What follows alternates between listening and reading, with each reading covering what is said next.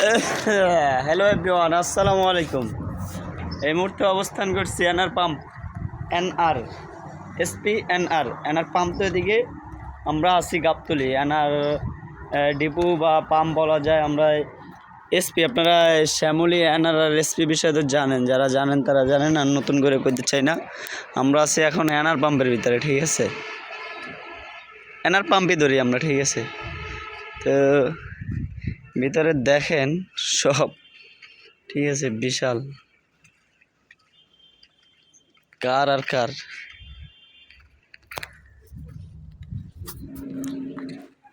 কারই সব হিনো, ঠিক আছে।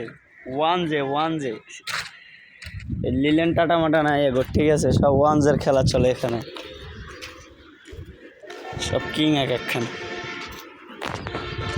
সব রোডের গাড়ি আছে এখানে। এখানে মূলত মেরামতের জন্যই 99% আনা হয়, তাছাড়া আর কিছু না, ঠিক আছে। এনআর একটা হয়েছে এসপি, একটা হয়েছে এনআর। এটা হচ্ছে এনআর, এসপির গাড়ি থাকে, আর ওই সাইডে এনআর পাম্প আছে ওখানে, ঠিক আছে। তো আমরা আছি এখন এনআরের ভিতরে। এনআর গাড়ি বিশাল, বাইরে যতটি দাঁড়ায় আছে, ভিতরের ডি পরে ওনাকে বাইরের ডি দিয়ে চলেন।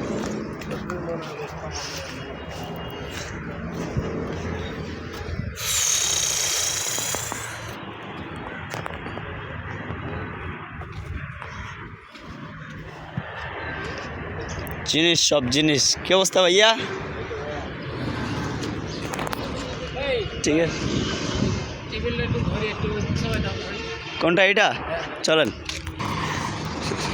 যাই হোক, এক কাজে ব্যস্ত ছিলাম, হেল্প, ঠিক আছে। সব সিরিয়ালে পাইবেন। মাল আইসে সারা রাত খেলে দিলা, ঠিক আছে। ট্রিপ থেকে আওয়ার পরে গাড়িগুলি যা হয় আর কি।